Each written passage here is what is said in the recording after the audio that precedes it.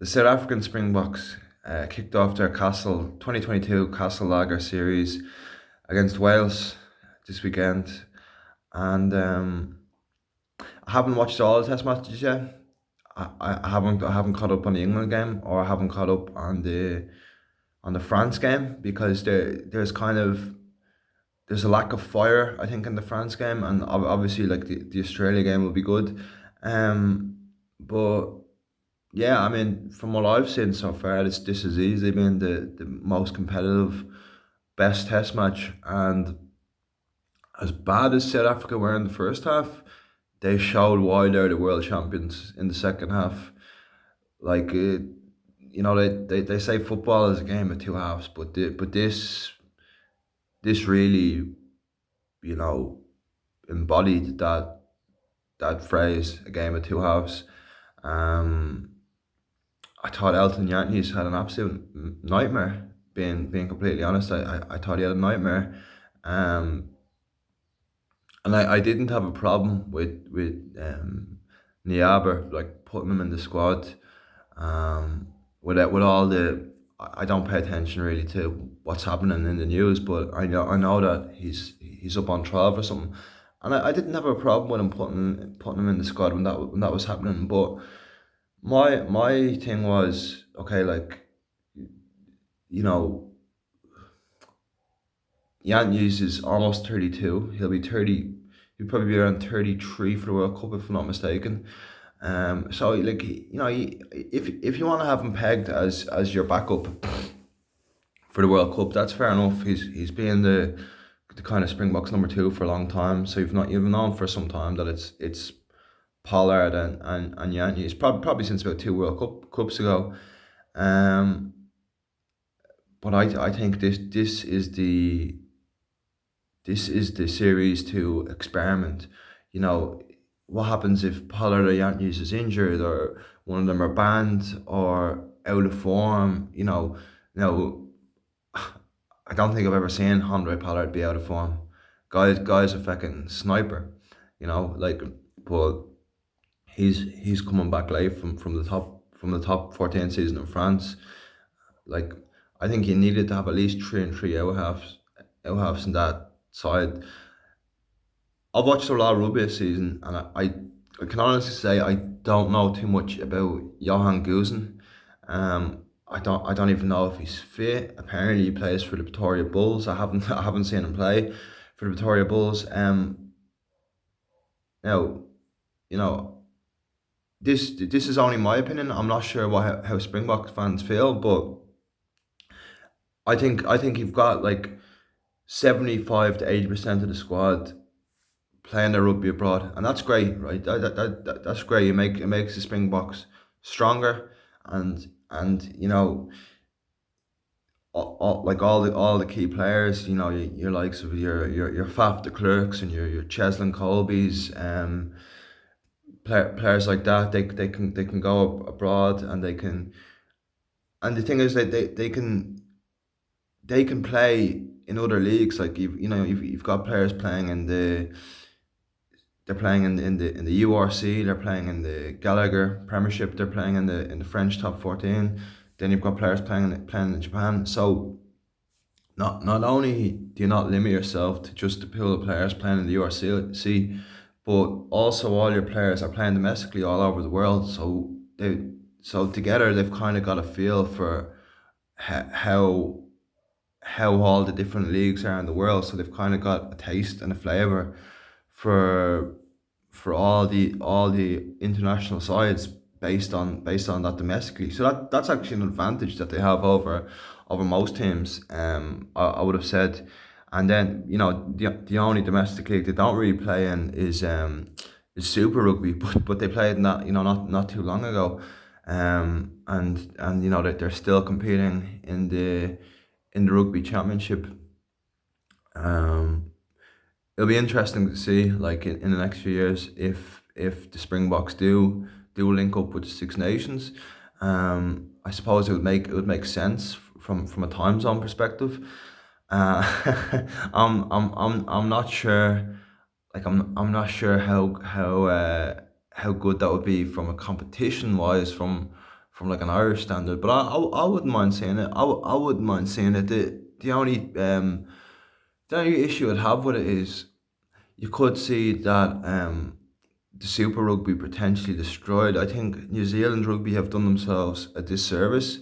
Uh, I think they have basically disrespected South African rugby by assuming that New Zealand Rugby are the top dogs when in reality they're basically 1A and 1B, or yeah. So um, I think that the level of competition for the South African clubs and the South African players has never been higher. And I would have liked to seen Chris Smith from the Bulls and Manny Liebach from the Stormers in that squad. I think they were the two best out halves for the South African franchises in the URC, and I think that it's fairly impressive that with 75 to 80% of the squad in the playing outside of the URC, that the South African franchises in the end could get three representatives in Europe, and they had their two teams in the final. And yeah, I thought that they really elevated that competition, and it should really elevate the European game next season. So I'm not too sure about selection personally. I would have liked to seen Chris Smith or Manny Liebach in there. Um, but anyway, Yankees had a nightmare. So they had Willemse, who was fullback, but he's very versatile player. They switched him to out half at half time. At half time I thought like I no it wasn't the game was never out of the Springboks grasp. Um, Wales, I thought Wales played very well, and they're probably a little bit unlucky to lose the game. But the Springboks did leave a few points off the board in the first half, and young Tommy Raffel had a great performance. I thought Wales had a great balance between youth and experience. I thought Dan Lydia rolled back the years. Uh, Will Rowland seemed to be everywhere. They were competing with the Springboks physicality. Like Louis Risama, every time he touched the ball, he seemed to score a try. Like he got two tries. I think it was two, and at least two. He was phenomenal. Yeah, just about the Springboks. They seem to be lost in the first half, and they seem to just kind of find their way. And to be honest, they've got such an array of players to choose from.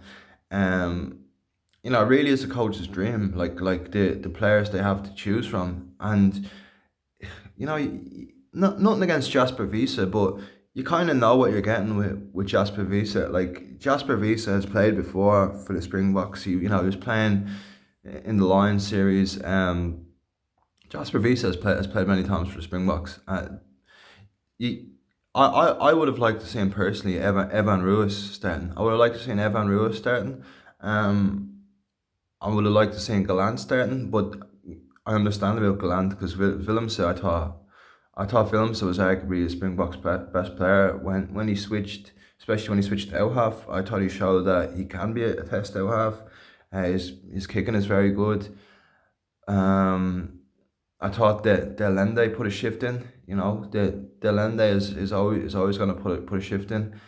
Um, the pack, when you've got that pack, man, especially the front row, um, you know, and but not just on the bench too, not just the starting front row, but on the bench too. When you've got that front row, you're gonna be hard to stop. You're gonna be difficult to beat, and like the Roland Mall was the story of the game because I think wasn't it the Springboks got four tries. Two of them were from three of them were from Roland Malls. There was Mbonambi, Malcolm Marks, and the referee gave a penalty try at the end, and then of course you had that moment of brilliance with the Dylan they kick through, and Cheslin Colby scored a phenomenal try. So like South Africa scored four tries in the second half. That's so they show that they can score points when they need to against a good test side. Um, like if this version of Wales had have showed up in the Six Nations, they would have done a lot better. You know, Reece Samet scored two tries in the first half, and Dewey Lake got the got the try late to even the game, and then Bigger missed the conversion, and you could kind of see just for a second Bigger was like, oh shit, like he knew that those 2 points were valuable, but it didn't really matter in the end because um under Springbok pressure, Liam Williams had committed the foul, and of course Willems slots it away. So you know, I was saying this: if you were to watch all the test games like over the weekend, and you had never watched a test game before, and you didn't know who was supposed to win, who was supposed to lose, right? And somebody asked you who had the best chance to come back and win the series, um, you probably would have said Wales. You probably would have said Wales based on that first game. The funny thing is, statistically, Wales are probably the least likely. Wales are probably the least likely. I think that was probably Wales's best go at it. I think South Africa are going to find their rhythm. They're going to find their groove a little bit next week. The players haven't linked up with each other in 7 months or something. I think South Africa are going to be a lot more comfortable next season. I don't think they're gonna put themselves in a position to be chasing the game in the second half. I think they'll have Andre Pollard back. Um, if you want to start film start fullback, absolutely you can do that. Um, I stand by saying that I think Evan Lewis should start based on his form if he's fit. Uh, Quagga Smith played. I thought Quagga Smith did well when he came on. I'm I'm not sure the need. I mean, Mustard is more of a kind of a lock, but he didn't have a bad game. I think if you maybe make a few tweaks, but I just think that the Springboks will they'll kind of have Wales a little bit figured out next week, and I think you know I know moral victories don't really exist in rugby, but based on Wales's very poor form in the Six Nations, and Wales getting down to number 10 ranked, losing home to Italy, and like none of their teams even made it to the quarterfinals of the URC, and it's only by the rules that one of the top team in the Welsh pools have to go into Europe next season. It's only for that reason that Wales even have a team in Europe next season. So I think and also if you look at the URC, Welsh teams only won two games at home to the South Africans all season. They lost every other game to the Springboks franchises, home and away. So I think if you take all of that into consideration, I think it kind of it almost was a moral victory for Wales and Northern Hemisphere rugby last week. So this week I think the Springboks won't like it will be competitive, but I think the Springboks are going to score tries earlier, and it's it's going to be a case of kind of Wales trying to keep it respectable. I'm going with a score of 39-17 Springboks. The Springboks to win by a margin of 22. I think I think that's the kind of I think if the Springboks have a good performance, and if they score the first try early before the kind of 15-minute mark, I think that's what we can expect. Unfortunately, and I would love to see a Wales victory. I would love to see a Wales victory for no, for the sake of Northern Hemisphere rugby. Wales haven't won a game away to the Springboks in something like 58 years. I think that was their best chance to do so. Personally, I actually think Ireland have a better chance of winning a test match away in New Zealand, which sounds crazy because of the scoreline of the first test. But I really feel like, unfortunately, that may have been Wales's best chance in a long time to win, or at least get a result away to the Springboks. And again, I hope I'm wrong, but I think that the next couple of weeks, next week anyway, will be um, will be of a higher margin to the Springboks. I hope you enjoy, guys, and bring on the next games.